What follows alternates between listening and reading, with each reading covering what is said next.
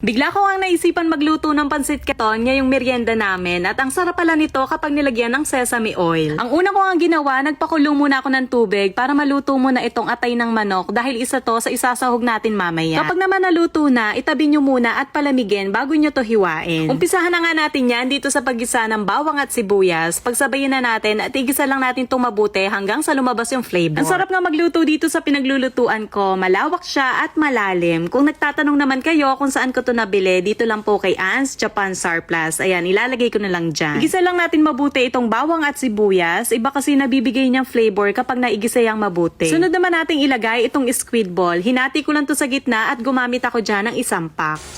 Ang bango!